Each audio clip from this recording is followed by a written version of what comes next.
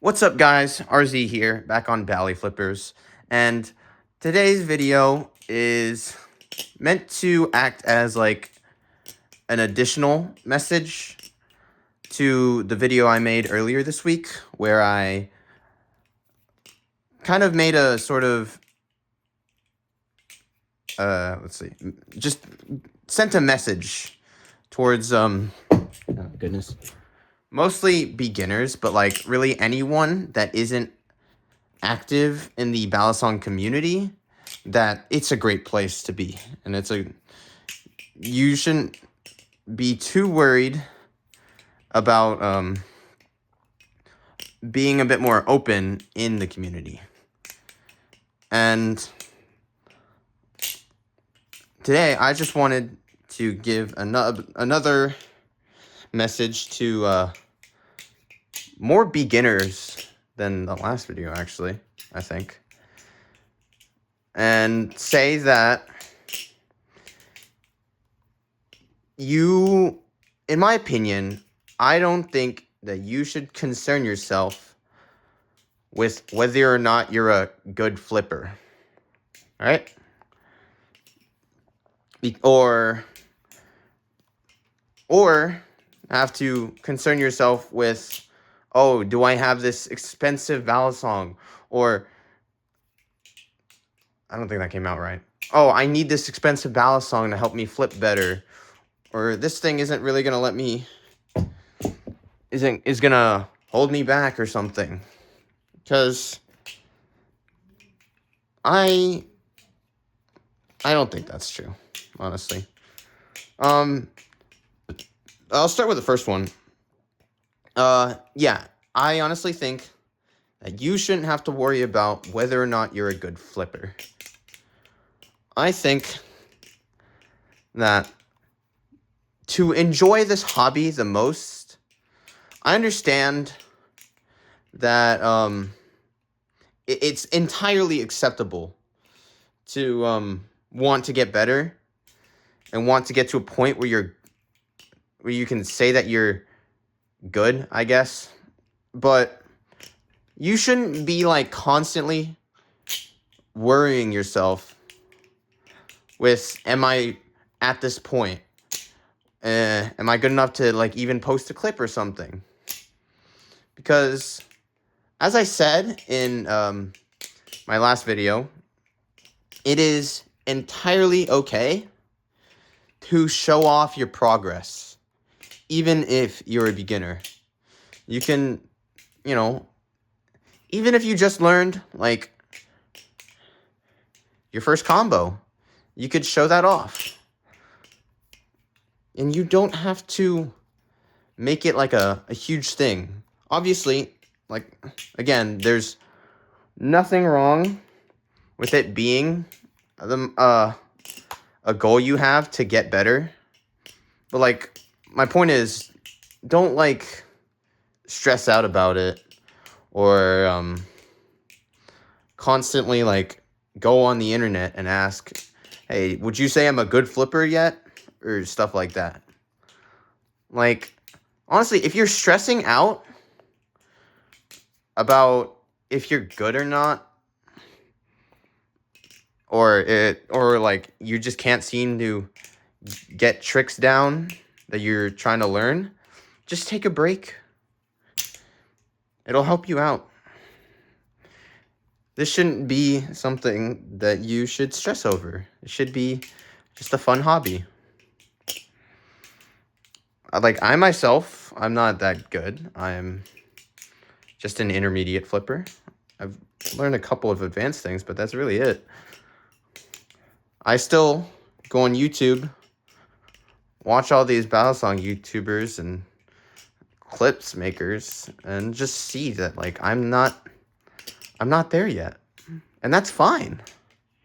I'm still gonna keep learning, practicing, and just wrong side.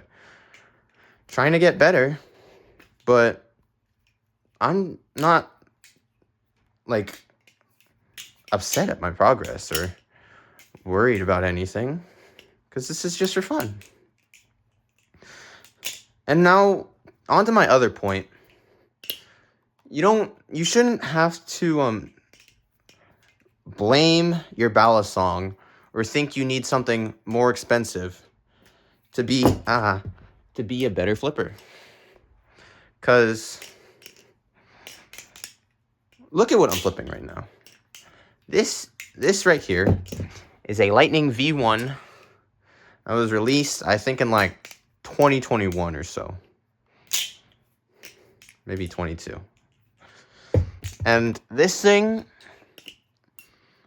at the time, was a washer channel aluminum balisong that sold for $50,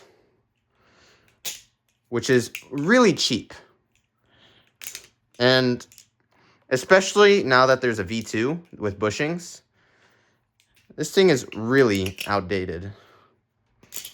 Like, the anodization is cheap. The tune just kind of sucks, and I have to fix it pretty often. And the balance isn't very optimal, because I have to keep larger chaplins, and it's also really handle biased, so my fans aren't very smooth. But that's not a problem, because I can just keep flipping this thing. It's just a slight change in style. I can still do advanced tricks on this thing, despite it being a cheaper balisong. Now, like, the only time that it's entirely fine to think that you need a more expensive balisong to flip better is if you have, like, an Amazon balisong. Because, like, almost all of those that aren't, like, Nabalis or Thomas balisong products, or Squid, I think they have some of those on Amazon, they just don't flip very well. But, like, that's still not a huge problem. You could still learn the basics on it. When I started in the balisong hobby, my first balisong was a $10 stainless steel one.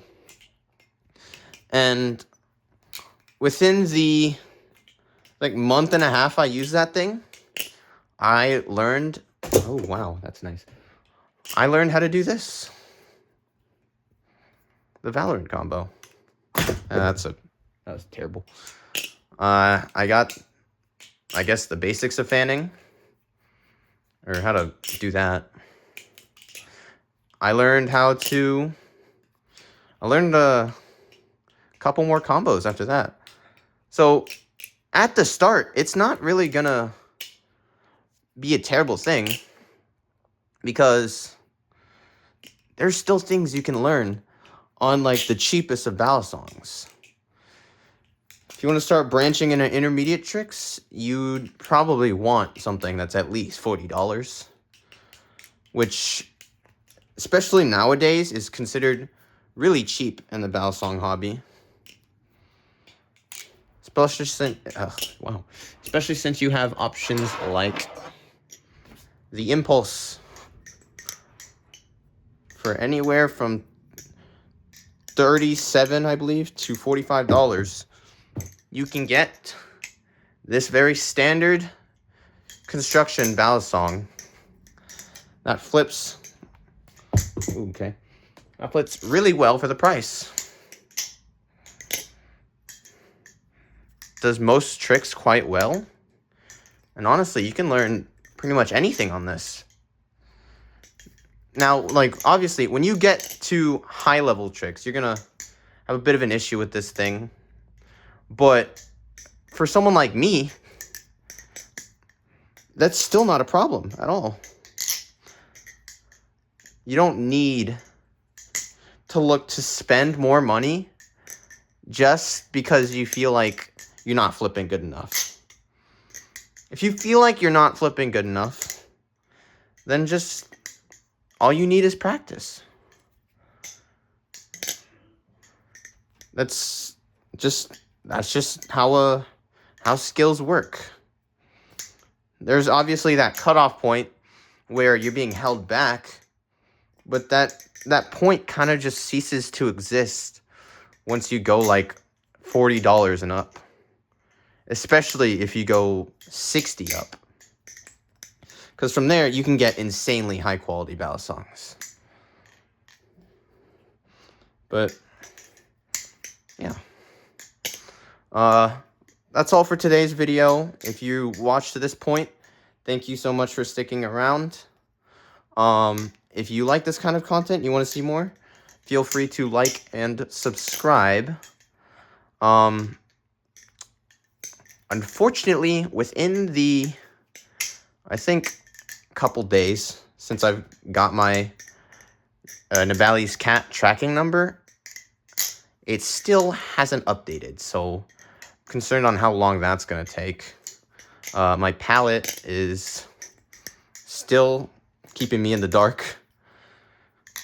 I have absolutely nothing on it, but hopefully it arrives before spring break. Ah, my toe. All right. See you guys on the starry side. Peace.